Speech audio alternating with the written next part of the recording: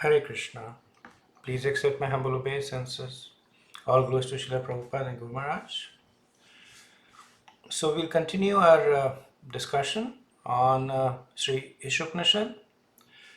In our last discussion, we covered the introduction, and today we will discuss the invocation of the Īśopaniṣad.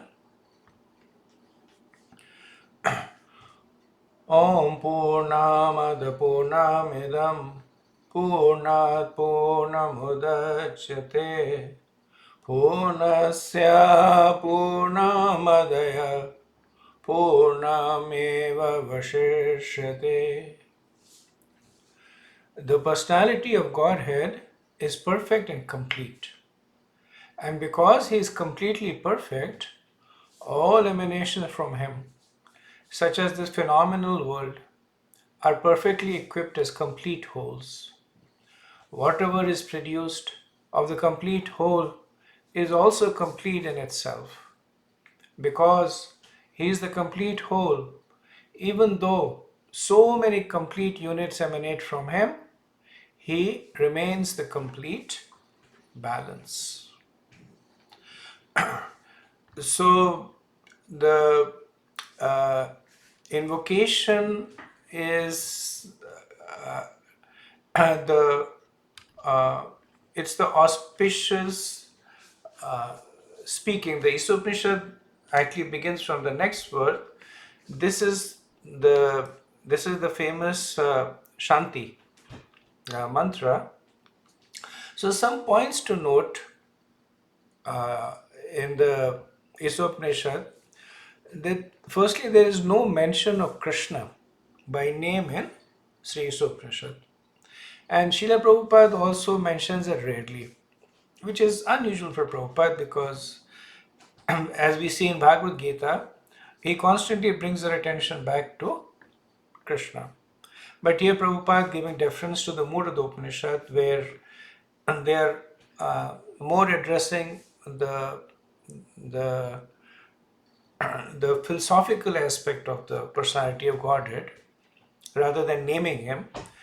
So Prabhupada also stays true to that mood. So while he does mention Krishna, but not as often as he would typically do. So as I mentioned, this invocation, it's not really a part of the Īśopaniṣad. It is called a Shanti mantra. It's an invocation. Right? So it's an invocation is essentially creating auspiciousness before something is done. Something, some Vedic or some spiritual activities is done. So this is creating auspiciousness before the actual Īśopaniṣad will be spoken. So the same mantra also appears as the invocation of the Brihadaranyaka Upanishad. It's both the Upanishads are actually part of the same Veda, the Shukla Yajur Veda. And the way that this mantra has been written, so in the translation, Srila Prabhupada also does a little bit of contextualizing, because the real Sanskrit is that if you look at the word to word, if you translate it purely from a Sanskrit to English perspective, essentially what the mantra is saying is that is perfect, this is perfect, and that which is produced is perfect.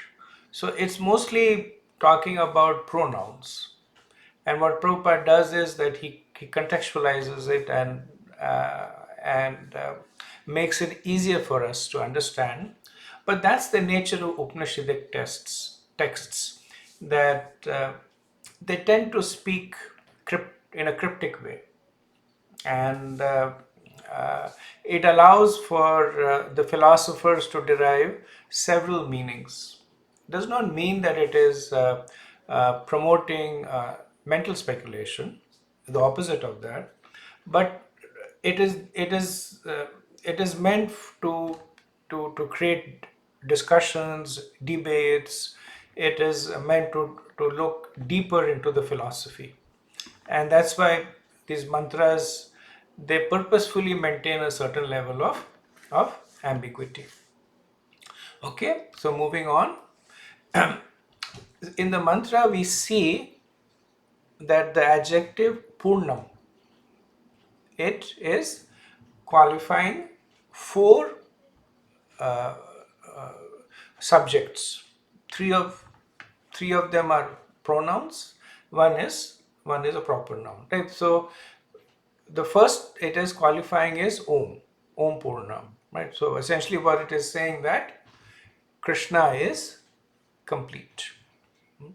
And in the first para of his purport, Srila Prabhupada expands on this, saying that while Krishna is complete, the incompleteness is that of realizations. And we'll speak more about each of these specifics.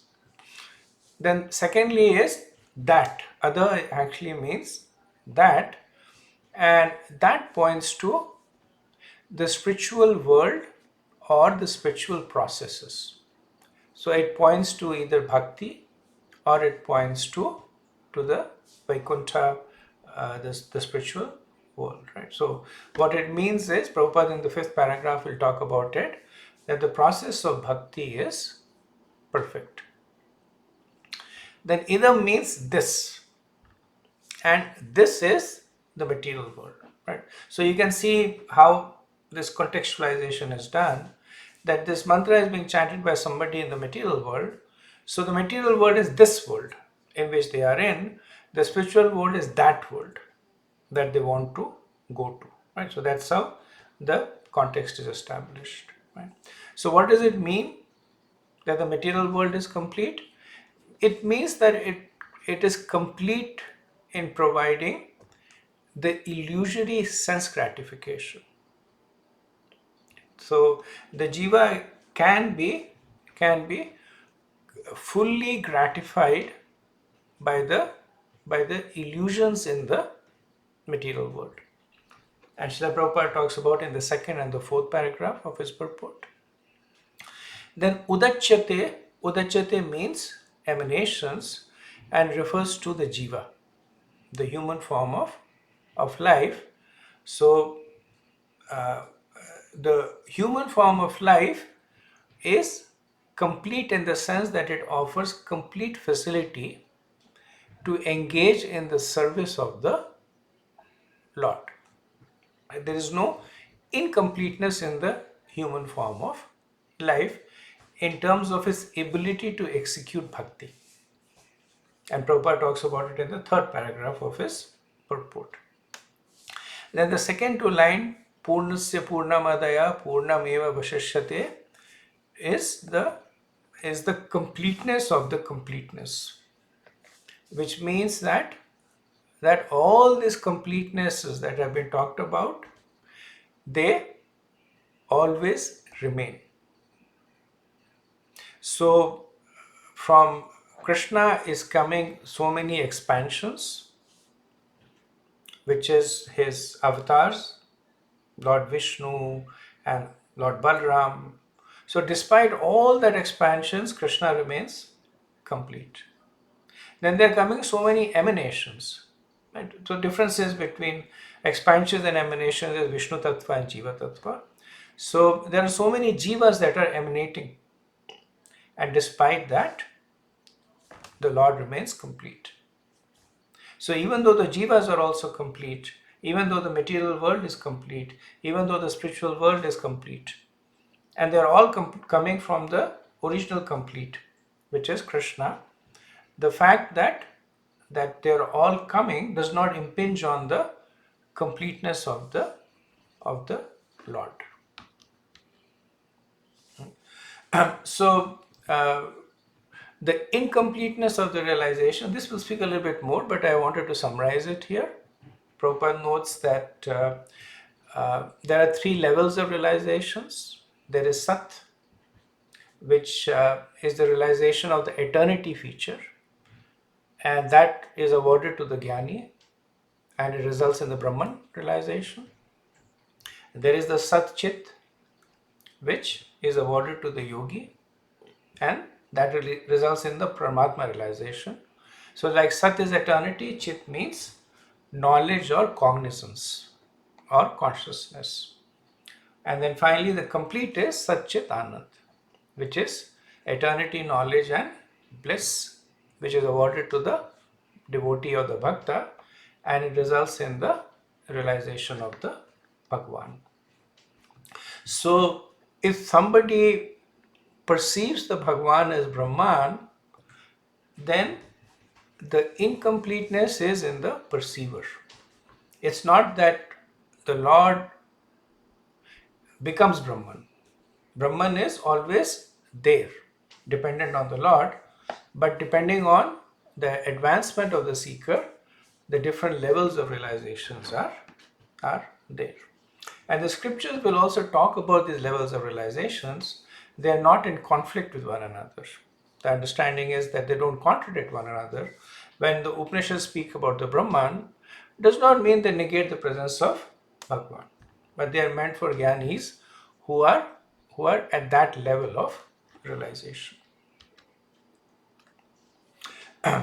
So Srila Prabhupada explains this completeness in three ways. He talks about how the Lord manifests as Brahman, Paramatma and Bhagwan. Then how the material world is complete and how there is complete facility to get return to the spiritual world. It's a process of bhakti. Okay, so as I mentioned, the mantra talks about 5 kinds of completeness. Krishna, so this is the Om Purnam. Then Jiva, which is the Purnam Udachyate. The material world, Idam Purnat, this is perfect. Bhakti, which is Ada Purnam, that is perfect. Bhakti also points to the spiritual world, and since they're synonymous, Bhakti puts one in the spiritual world, they're used interchangeably. And the completeness of Krishna is always maintained. Purnasya Purnamadaya Purnameva Vashishyate. So let's look at these 5 forms of completeness. First is Om Purnam, that God is complete. So he is Satchitananda, and the Sat or Brahman and the Satchit and Paramatma are his incomplete realization, whereas the complete realization is Bhagwan, the personality of Godhead. So the realization of the impersonal Brahman or the localized Paramatma are incomplete realization, and the lack of completeness is on the part of the realizations of the person, not the object of realization. Right? This is a point that Prabhupada makes several times, because this is the biggest source of confusion for those who are reading the scriptures. That some part of the scriptures will talk about Brahman, glorified Brahman. Right? And it is meant for people who are at that level of realization. So they have incomplete realization, but nevertheless, it is a realization that they are at, and the Vedas speak to them. They are part of the Vedas that speak about Paramatma. And then, of course, there is the part of the scriptures that speak about Bhagwan. Now, Sat and Satchit, which means Brahman and Paramatma, are also complete. Right? So, the realizations may be incomplete, but the expansions are complete. So Brahman in itself is complete, but it is not absolute. Right? That's the difference. So absolute meaning that Brahman is not independent. Paramatma is not independent. They're both dependent on Bhagwan. So realization of the impersonal Brahman is the Sat feature, which is the aspect of eternity. Paramatma is the realization of Satchit feature, which is eternity and knowledge. And the Satchit Anand is that of the absolute truth in its completeness, or the personality of Godhead. Right? And Vigraha, which is Satchitanand Vigraha, means form. So Prabhupada means that the complete whole is not formless. If he were formless or if he were less than his creation in any way, he would not be complete. Important point, right? So the jivas have a form. And then saying that the creator of the jivas does not have form makes the creator less than the created. And so that basically violates the basic principle that the creator will always be superior than the created. Okay, so this is Om Purna. And the last point that is made is that the complete whole must contain everything both within and beyond our experience. So the experience of the personal interaction should be there within the complete whole. Then Ada Purnam, that is perfect. So this is talking about the completeness of bhakti. The devotional service is complete. And this can be realized only when one engages in the service of Krishna, of the complete whole. Right? So as I mentioned, the word Krishna is not often used. As devotees, we tend to use it because that's how we look at when we talk about the absolute truth or the complete whole. Here they're mentioned more as concepts. Then Prabhupada says all the services in this world, whether they are social, political, communal, international, or even interplanetary, will remain incomplete unless they are dovetailed with the complete whole. That is the real meaning of Ada Purna, both inclusive and exclusive. Inclusive is that the process of bhakti is complete. Exclusive is that other than the process of bhakti, nothing is complete. So the only way they can be complete is if they are connected to the process of bhakti. So when everything is dovetailed with the Lord, then the individual parts and parcels also become complete. Okay, now the third is Idam Purnat. Right? So Idam Purnat means that this material world is also complete.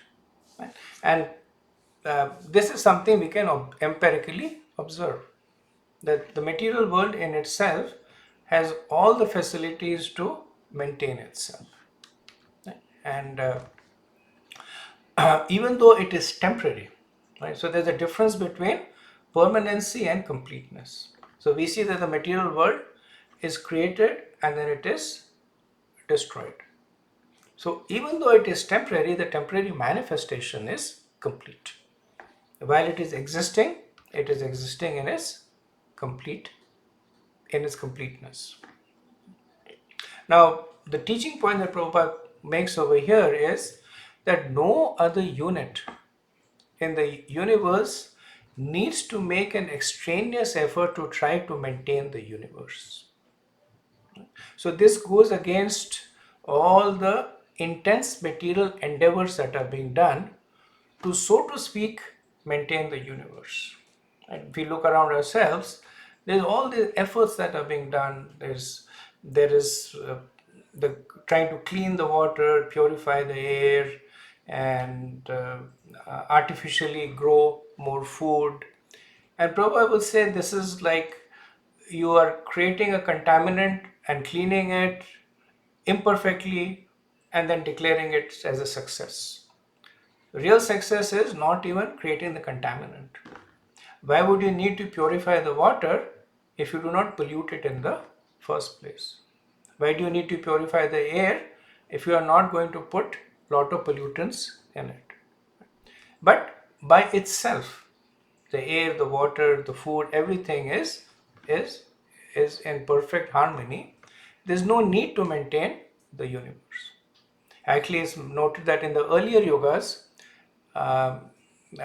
even there was no agriculture because the earth on its own provided all the necessity of life.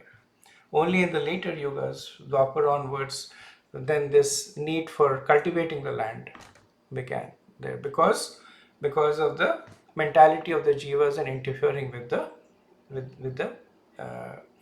environment around them. So the universe functions on its own time scale, which is fixed by the energy of the complete whole. So the creation and the destruction is also part of the completeness. And the fact that it is temporary is the part of the complete arrangement of the Lord. So the fact that the material world is being created and destroyed does not mean that it is not complete. In fact, on the contrary, it means that it is part of the complete arrangement of the Lord.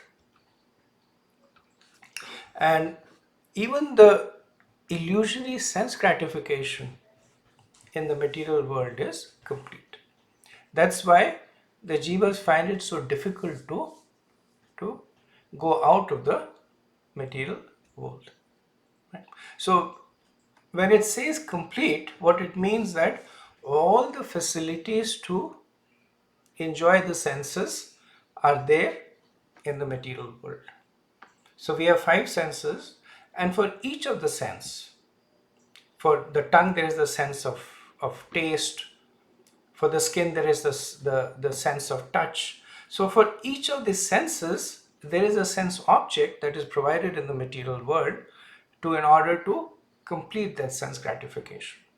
Now it's a different matter that it is not completely satisfying because it is material. But the facility for the sense gratification is completely there. So the jiva does not have to manufacture anything. Essentially, if you look at it, everything that the jiva enjoys in the material world is created from the material world. So it's just the coming together of the elements in different ways and forms. And they keep thinking of different ways in which these elements can be combined to create a different kind of enjoyment. But it's all coming from within the material world. So why does the jiva still feel incomplete? Prabhupada says because of the incomplete knowledge of the complete whole. So even though they may experience complete sense gratification, but they will still feel incomplete because of the incomplete knowledge of the complete whole, which is the Upanishadic way of saying that unless one performs bhakti, one will not be satisfied with sense gratification. Third, the jivas are complete. Purnam udachyate. Right? Essentially what it means that all the facilities are given to the jiva to execute bhakti, to realize the complete whole. And the same point that the incompleteness is because of the incomplete knowledge of the complete whole. So this human form of life is one of the 8.4 million species.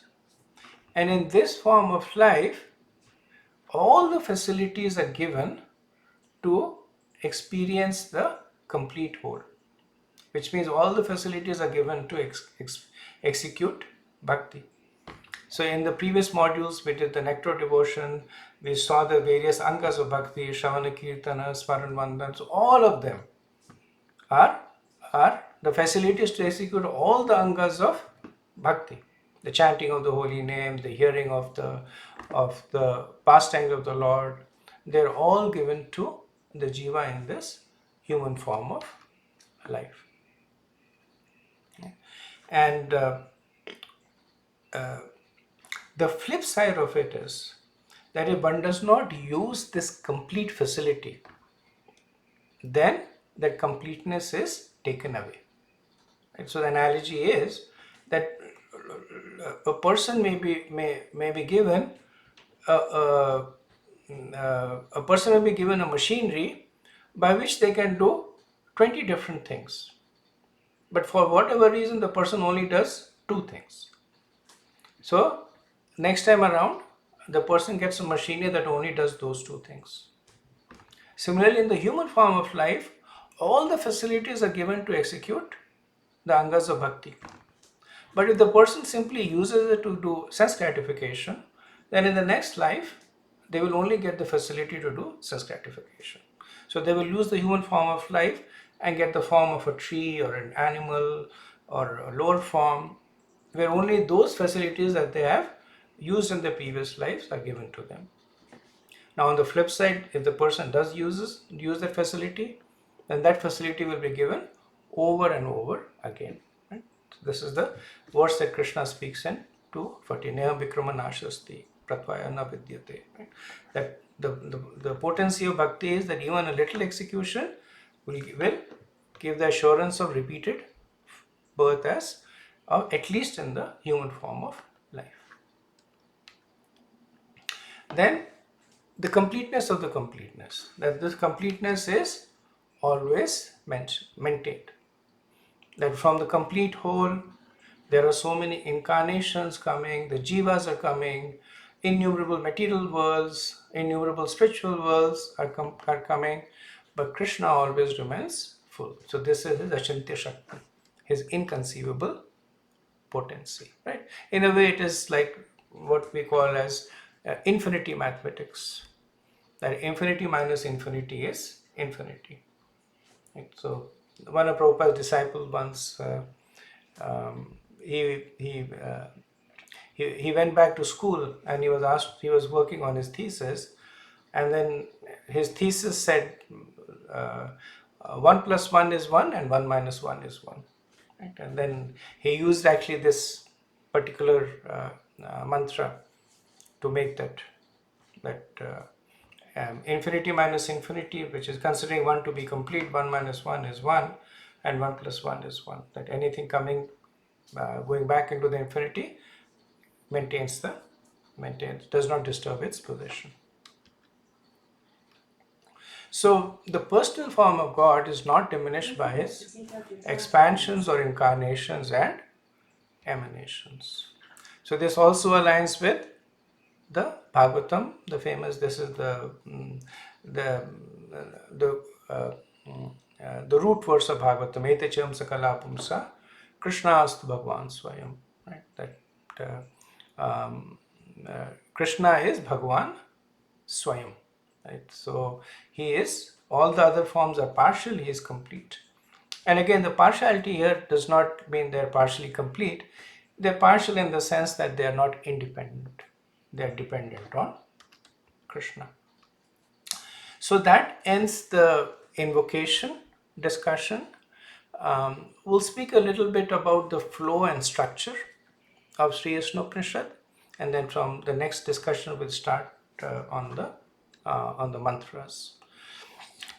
So overall, Īśopaniṣad has 18 mantras, and they are divided into logical sections. So the first section is 3 verses, which talks about living in harmony with Krishna.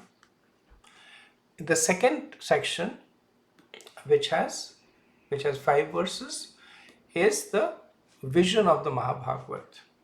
So this is essentially a description of the absolute truth, the qualities of the absolute truth. So they are described both analytically and poetically in this set of mantras. Then these 6 mantras from 9 to 14, they talk about Vidya and Avidya. So they talk about the right and the wrong practices and the goals. So what is the destination of one who does not have this knowledge? And what is the destination of one who has this knowledge? And the final section, which is 15 to 18, the 4 mantras, these are emotional fervent prayers by the worshipper. So having talked so much philosophy in the first 14 mantras, then the speaker now opens the heart, like philosophy is from the mind. So having analyzed the absolute truth and the relationship and the dependencies, then all that is set aside, and there are these very, very beautiful heartfelt prayers to the Supreme Absolute. So a little bit further breakup of these sections. The first mantra will talk about the position of Krishna.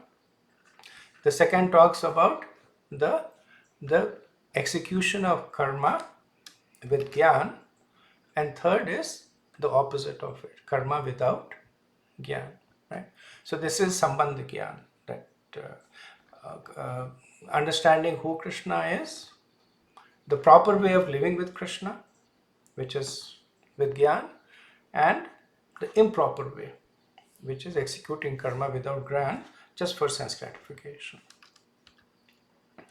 Then in mantra 4 to 8, the vision of the Mahabhagavat, the first two verses talk about the greatness of Krishna.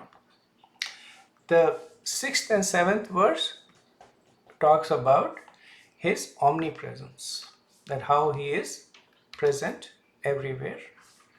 And the 8th verse talks about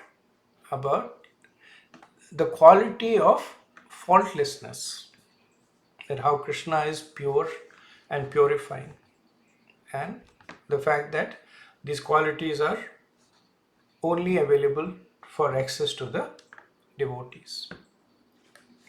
In the third section, verses 9, 10 and 11 talk about the right and the wrong vidya.